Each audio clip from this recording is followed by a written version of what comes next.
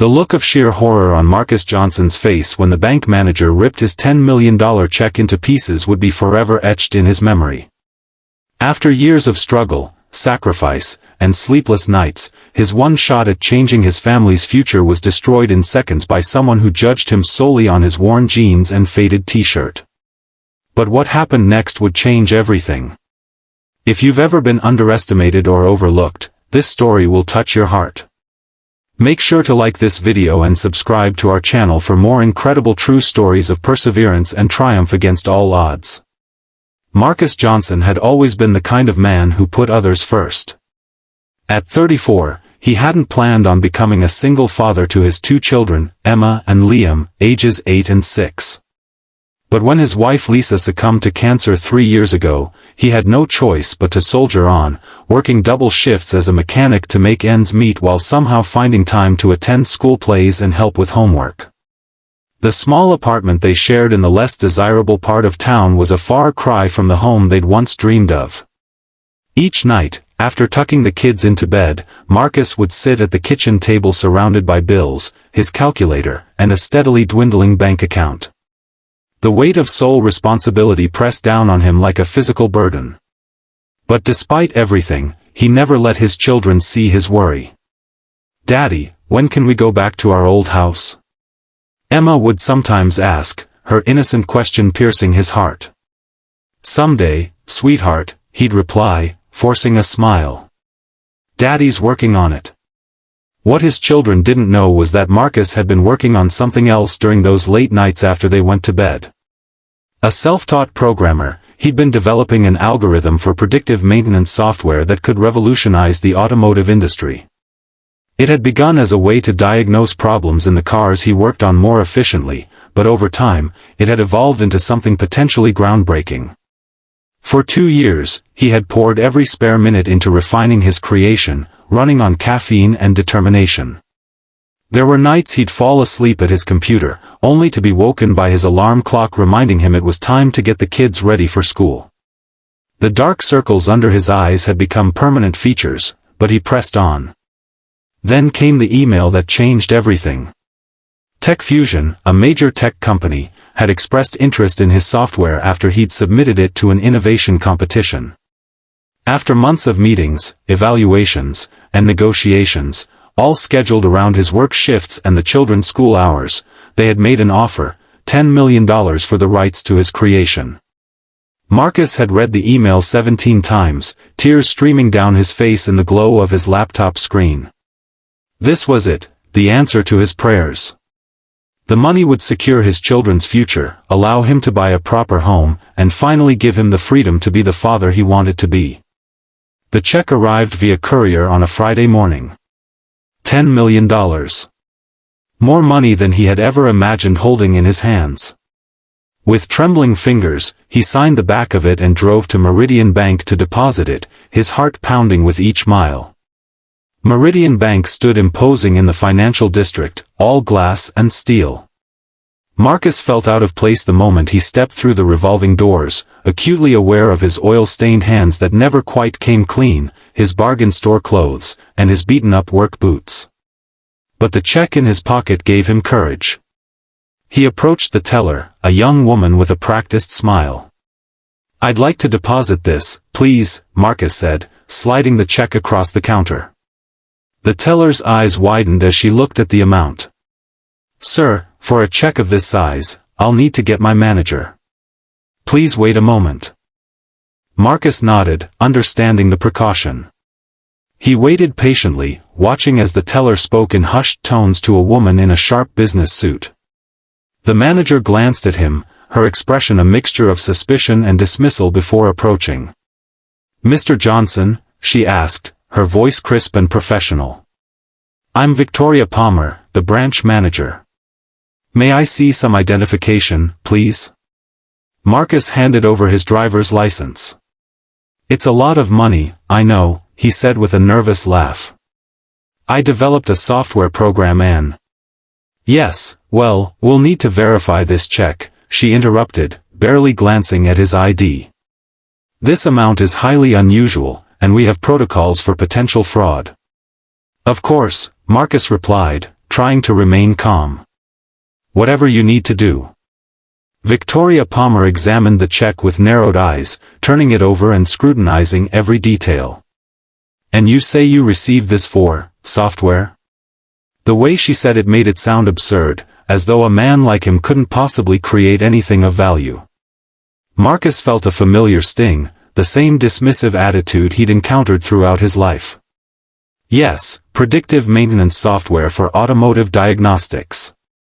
I've been developing it for years. Victoria raised an eyebrow. I see. Her tone suggested she didn't believe a word. And TechFusion, one of the largest tech companies in the country, decided to pay you, a mechanic, $10 million for this software? Heat crept up Marcus's neck.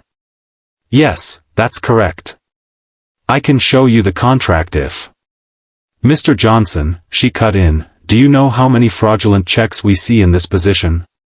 How many people think they can walk in here with fabricated documents and walk out with money that isn't theirs? I understand your concern, but the check is legitimate, Marcus insisted, his voice rising slightly. You can call TechFusion to verify. Victoria's mouth tightened into a thin line. Sir, I've been in banking for 15 years. I know a fraudulent check when I see one. Before Marcus could respond, she did the unthinkable.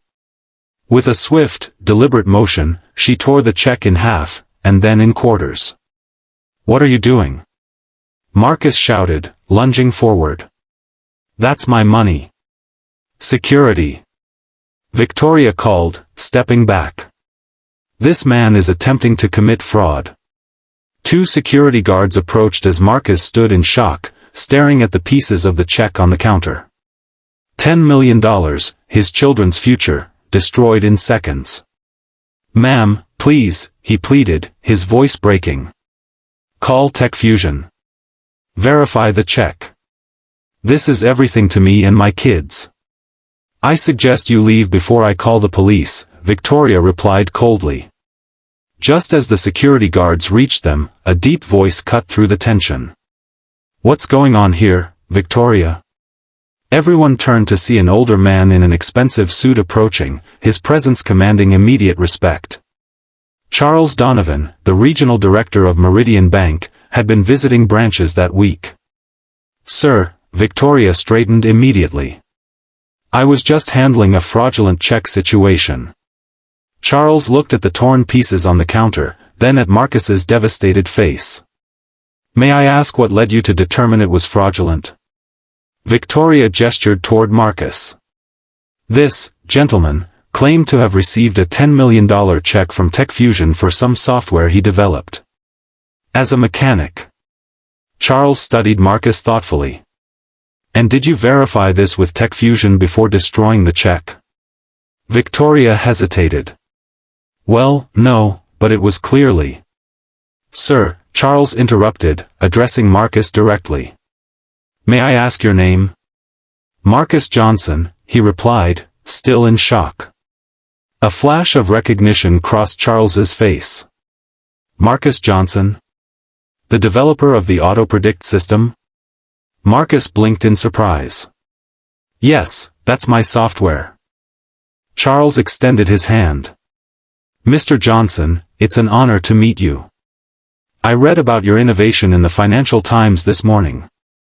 TechFusion's acquisition of your technology was featured in the business section. Victoria's face drained of color. I didn't. Victoria, my office. Now, Charles said firmly before turning back to Marcus. Mr. Johnson, I cannot apologize enough for this inexcusable incident.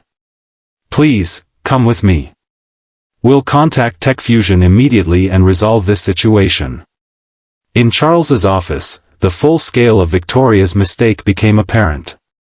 Not only was the check legitimate, but TechFusion had already issued a press release about acquiring Marcus's groundbreaking technology, praising the genius mechanic, who had developed it while raising 2 children as a single father. Mr. Johnson, Charles said after ending a call with TechFusion's CFO, I want to personally apologize for the way you were treated today. Victoria's actions were completely unacceptable and do not reflect the values of Meridian Bank. She has been suspended pending further review. Marcus sat quietly, the emotional whiplash of the day leaving him drained. "I just want to secure my children's future," he finally said. "That money means they'll never have to worry about where they're going to live or if they can go to college." Charles nodded solemnly. "Tech Fusion will issue a new check immediately. They're sending it by courier today.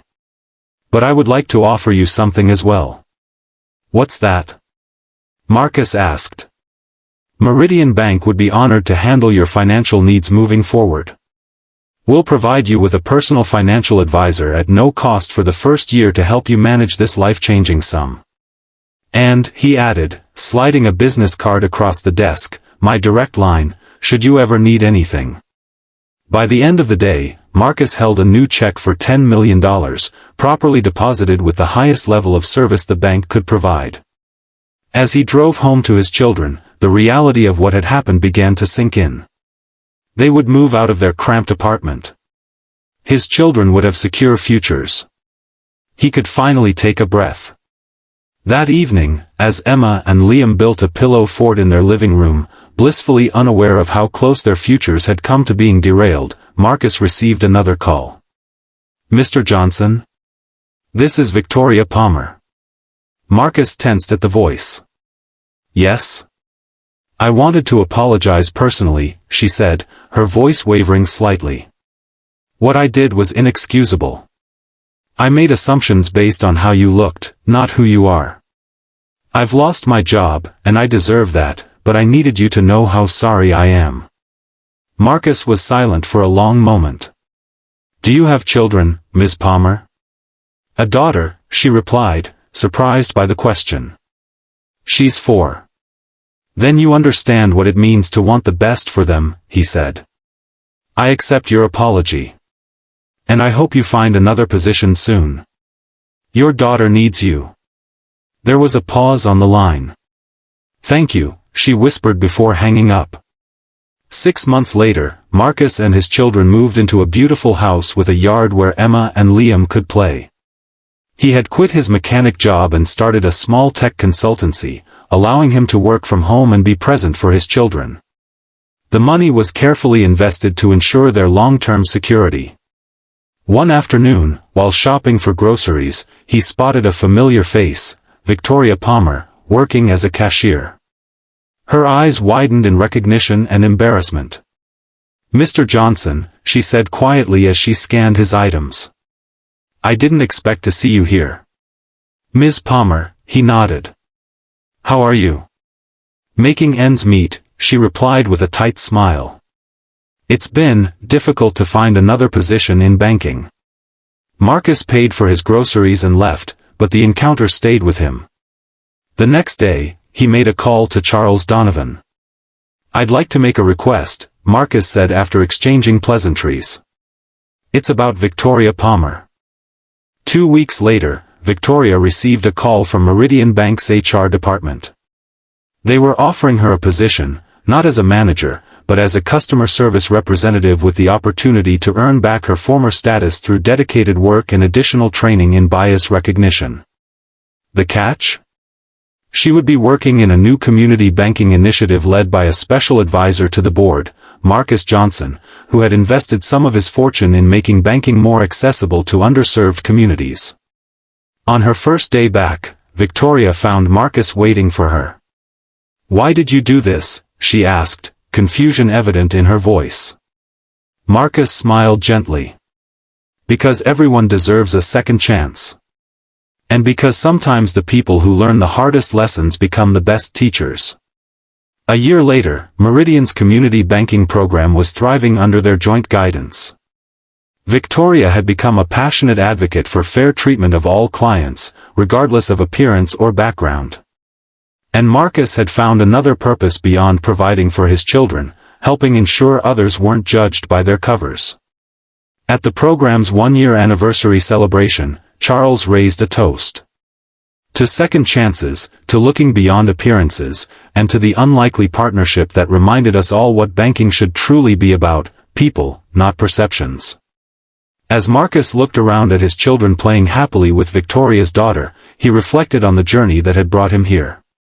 One torn check had nearly destroyed everything, but it had also created something unexpected, a chance to change not just his own family's future, but the futures of countless others who might otherwise be dismissed based on prejudice. In life's darkest moments, when everything seems lost, sometimes all it takes is one person willing to look deeper, to say, "Sir," with respect rather than suspicion, to change the course of a story. And in that simple act of recognition lies the potential for transformation, not just for one single father and his children, but for an entire community. If you found inspiration in Marcus's journey from dismissed mechanic to respected innovator and community leader, please like this video and subscribe to our channel. Remember that appearances can be deceiving, and the person you underestimate today might be the one who changes your world tomorrow. Share your own stories of overcoming prejudice in the comments below, and join us next week for another extraordinary tale of perseverance against the odds.